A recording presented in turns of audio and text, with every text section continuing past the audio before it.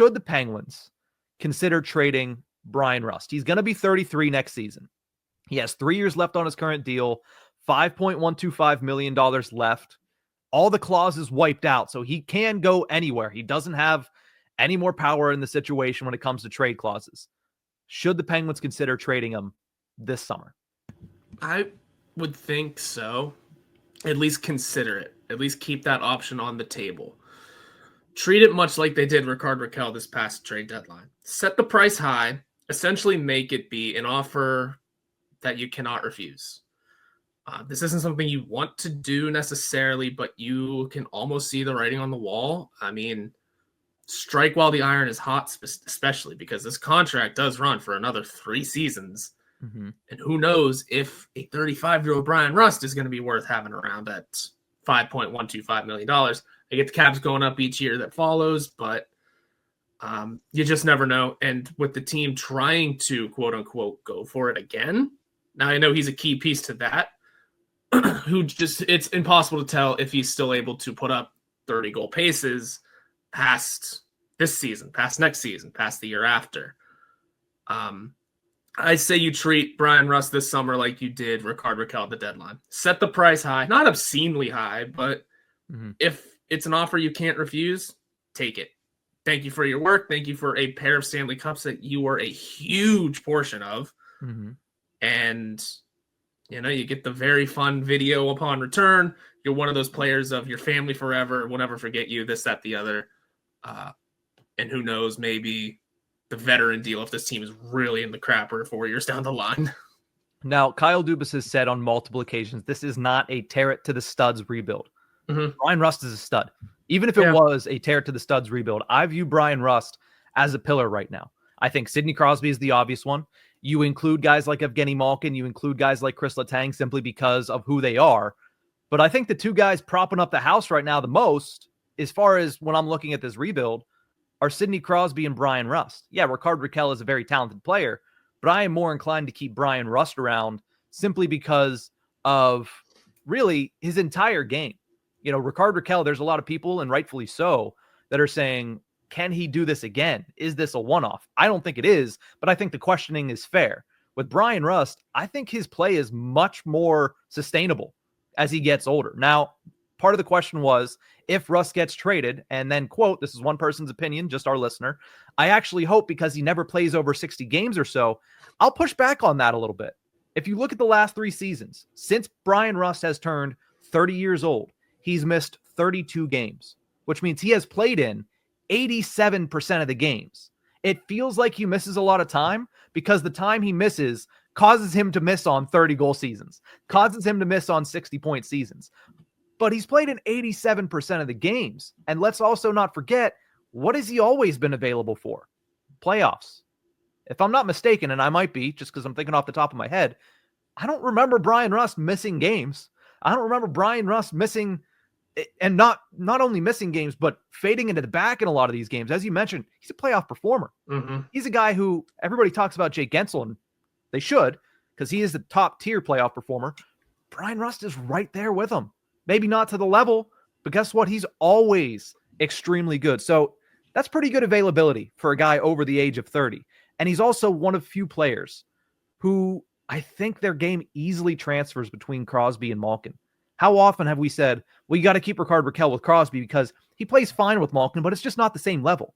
Bryan Rust's game doesn't change. You have to adapt a lot of players when they go from playing with Crosby to playing with Malkin. Rust can just play his game, and it meshes with those two.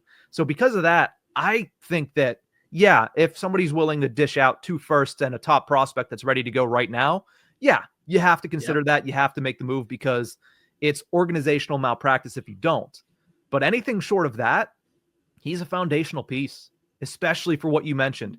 If you're trying to be competitive before Crosby is gone, Rust is a more important part of that than even Evgeni Malkin at this point. Mm-hmm. I agree with you on that for sure. Keep forgetting, Rust's contract does run past Crosby's extension. By 1 year, I think. Yeah, by a season. Still past. Yeah, like you said, he's definitely one of those pillar players. He's definitely one of those studs. Sometimes just when a team is in this situation, you know the phone's going to be blowing up this summer. You just know it. There was already reports that it was blowing up, sort of, leading up to this past deadline. But the Penguins had no plans of that because of the trade clause intact. Mm-hmm. I mean, if not next season, if not this upcoming offseason, I mean, maybe the season after you really have the conversation, because at that point it'll be another year on. Malkin's probably out the door. Karlsson's probably already gone. Who knows what the Letang situation looks like at that point. Then you really do consider the idea of, all right, yeah, it's not a tear down to the studs again, but you're looking to recoup a hockey trade out of it. Mm-hmm. Rust out for Peterka in, something like that. It's that sort of situation where, yeah, we're going to trade away a great player. We're going to get one back because we're continuing to build for what would be then at that point Crosby's final season, or at least of that current contract. Mm-hmm. So, I mean, this is a conversation we'll probably have again next summer whenever they inevitably don't trade him. Yeah. But it's always something to keep an eye on. I do think you just set the price high, and you got to hear it out. This team is in no position to say players outside of Crosby, Malkin, Letang are off limits. Now, and actually, Crosby, Malkin. I was going to say, now, if you made your list right now of untouchables and ranking them, Crosby's clearly number one. Nobody's going to argue that fact. Who's 2, 3, and 4 right now? Because the way I see it, it is Malkin at number 2. Not because of his play as much as because of who he is, and he only has 1 year left. So why would you trade him at this point? I mean, theoretically, has 1 year left. He can shock the world and say, I want to play at age 40. But again, a lot of expectation, a lot of speculation is that next year will be his last. Then I put Rust. I've been watching and I've been thinking, and I don't want to say anything until I have a lot of a sample size and I have my thoughts thoroughly laid out, because you don't call out one of the big three unless you have everything, I's dotted, T's crossed. But Kris Letang to me is less of a priority now than Bryan Rust is. So I still high, but I'd put Crosby, Malkin, Rust, then Letang. Okay. I think Letang is still my 3, but there's a dotted line under 2. There's a dotted line of, at this point, anyone can go for the right price. Is it the Moneyball thing where it's Crosby, Malkin, 50 feet of crap, and then there's us? No, it's maybe just not 50 feet of crap, but 50 feet of separation. It's not even that. It is just it goes untouchable, and then just the dotted line of from here down, essentially for the right price, anyone can convince me. Yeah. Yeah. But that third spot goes to Letang still, if nothing else, for the sake of storytelling and for the sake of narratives around the team and just the history those three are making. It could be bad. I think it could be a bad situation. And if those three are still around, you at least still have a story to tell each and every game, each and every start of a season, which would be few anymore. But you get what I'm going for. Another year of the same trio on the same team, another year of the same trio doing this. They're surpassing these records, that record, to the point of we had this discussion a long time ago, to the point of, do they get their numbers retired at the same time? That sort of thing. Yeah. I think that's what makes Letang the 3 and then Rust the 4. That's sort of my hierarchy there. And then Raquel as a 5, and then it's the solid lineup. Anyone under here can be sent out the door tomorrow. Yeah. And that's sort of how I see it.